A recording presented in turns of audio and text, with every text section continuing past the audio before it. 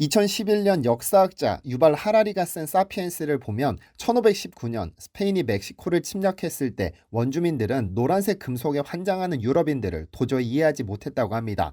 먹을 수도 없고 천을 짤 수도 없고 물러터져서 도구나 무기도 만들 수 없는데 도대체 이 노란색 금속에 환장하는 이유가 무엇일까? 원주민들은 이해하지 못했죠. 그런데 원주민들은 이해하지 못해도 인간은 황금에 그야말로 환장하는 존재입니다. 오히려 갖지 못해 안달이죠. 세계 경제의 중심지 뉴욕 월스트리트에는 연방준비은행이 자리하고 있는데 마치 중세시대 성체처럼 지어진 이 건물 24m 아래에는 거대한 지하금고가 하나 있습니다. 1921년에 설치된 거대한 쇳덩어리 가운데를 뚫어 길을 낸 이곳에는 금 6,200톤, 돈으로 환산하면 약 300조 원에 해당하는 금을 보관하는 것으로 알려졌습니다. 전 세계에서 가장 많은 금을 보관하고 있는 것인데 이곳이 바로 영화 다이하드 3에 등장했던 그 장소입니다. 하지만 영화와는 달리 이 금고를 털어가려는 시도는 역사상 단 한 번도 없었습니다. 침입 자체가 불가능하며 설사 허락받았다 하더라도 샘플 전시만 볼 수 있을 뿐이죠. 완전한 형태의 금고는 전혀 노출시키지 않는 겁니다. 그런데 뉴욕에서는 함부로 볼 수 없는 황금이 제주도 구자읍에는 넘쳐납니다. 전 세계 최초로 살아있는 황금을 개발했는데 캐도 끝은 없습니다.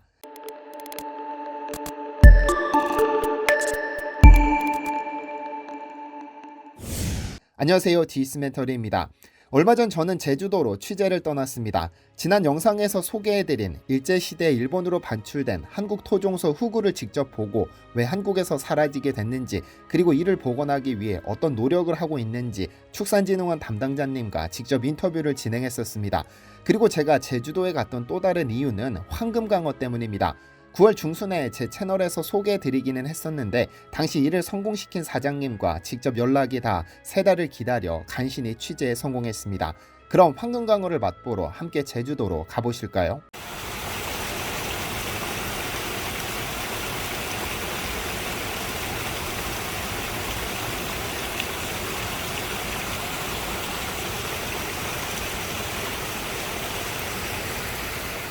방금 여러분들이 보신 고기는 광어입니다. 넙치가 본명인데 광어로 더 잘 알려져 있습니다. 그런데 우리가 일반적으로 아는 광어와는 색깔이 많이 다릅니다. 황금색을 가지고 있는데 이는 영어조합법인 해연의 서종표 대표님이 직접 만든 색깔입니다.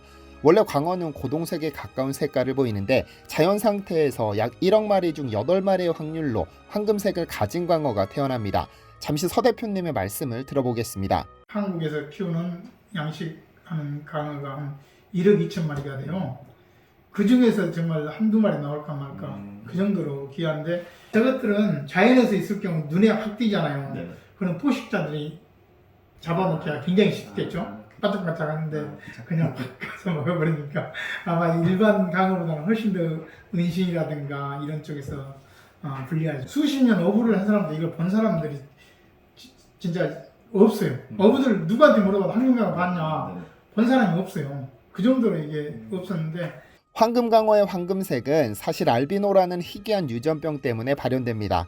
멜라닌 세포의 합성 결핍 때문에 원래 피부색이 아닌 흰색을 가지고 태어나는 것인데 광어는 흰색까지 탈색하지 않고 황금빛에서 멈추게 됩니다. 그래서 귀하디 귀한 황금강어를 암수를 구해 수정했지만 당연히 실패의 연속이었습니다.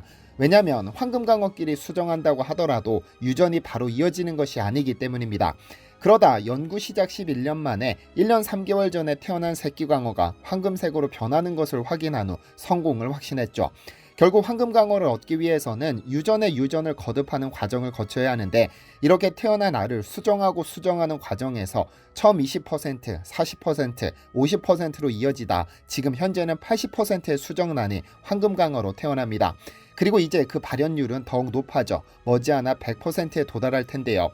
사실 황금강어를 보는 순간 누구라도 그 황홀함에 넋을 놓고 바라봅니다. 이제껏 본 적 없는 색깔인데다 인간이 가장 사랑하는 황금빛을 가졌으니 누구라도 빠져들지 않을 수 없는데요. 사실 서 대표님이 최초로 도전해 성공했던 어종은 다금바리입니다. 워낙에 비싸고 귀한 어종이라서 양식하는 사람들 사이에서는 꿈의 물고기라고 불렸었는데 그가 최초로 양식에 성공했죠. 하지만 2003년에 다금바리 양식을 성공시켰으나 시대를 너무 앞서는 바람에 처참한 실패를 맛봤습니다. 지금이야 최고 횟감으로 알려져 있지만 당시에는 알아보거나 이를 찾는 고객이 많지 않아 정부와 손잡고 방류 사업에 집중했다가 서서히 경제성이 맞지 않아 중단했습니다. 물론 지금도 그 원천 기술은 서 대표님이 보유하고 있죠. 현재까지 황금강어는 생산량의 90%를 베트남, 두바이, 싱가포르 등 해외로 수출하고 있고 중국과 미국도 거래를 시작했는데 수출에 집중하는 이유는 생산량이 그렇게 많지 않았기 때문입니다. 발현율이 낮았기 때문이죠. 보통 광어는 1세대를 3년 정도로 보는데 서 대표님은 1.2년에서 1.5년으로 단축시키는 방법을 찾아냈습니다. 유전이란 세대를 거쳐서 혜택을 받기 때문에 오랜 노력 끝에 세대를 단축시켰고 발현율도 현재 80%로 높인 상태인데요. 현재는 제주도에서만 맛볼 수 있는 특수어종이지만 우리가 제주도를 방문하지 않아도 이 황금강어를 맛보는 날이 곧 올 것으로 보입니다. 할 건데요. 일단 고급 식당들, 고급 식당, 왜냐면 이게 가격이 지금까지는 비싸지 않습니까? 물론 굉장히 비싼 가격에 수출하고 있지만은 고급 식당들 위주로 하고 점점 이제 가격이 내려가겠죠. 아무래도 그래서 많은 사람들이 이 강어를 먹으면서 좀 야 이거 정말 보기도 좋지만 맛도 좋고 또 이걸 통해서 또 많은 사람들이 즐거워했으면 좋겠어요. 사실 대표님은 황금강어를 직접 개발하셨지만 안타까운 부분도 있다고 하셨습니다. 이 황금강어를 하면 꼭 일반강어하고 비교하더라고. 나는 그게 조금 안타까워요. 난 실제로 황금강어는 황금강어로 만든 거지. 뭐 일반 강어하고 비교해서 뭐 좋네 나쁘네 맛있네 없네 막 이걸 목적으로 한 건 아니고 황금강어는 황금강어고 그냥 우리 강어는 강어고 이렇게 했는데 자꾸 이제 아마 시청자들이 흥미를 유발하기 위해서 대비를 많이 한 것 같아요. 그래서 일반 강어와 비교하기 위해서 황금강어를 만든 것이 아니라 황금강어 자체가 워낙에 희귀해서 개발한 것인데 자꾸 일반 강어와 비교하다 보니 혹시 광어를 양식하는 분들께 피해가 갈까 걱정하셨습니다. 그런데 인터뷰 중 서종표 대표님은 현재 새로운 물고기에 도전하고 계시다는 사실을 알려주셨습니다. 바로 황금도다리입니다. 사실 이 부분은 처음으로 공개하신 것인데요. 광어를 황금색으로 발현시킨 것처럼 도다리를 황금색으로 만드는 길고 고된 시간이 필요하지만 우연히 수컷 황금도다리를 한 마리 구했는데 제게 직접 보여주셨습니다.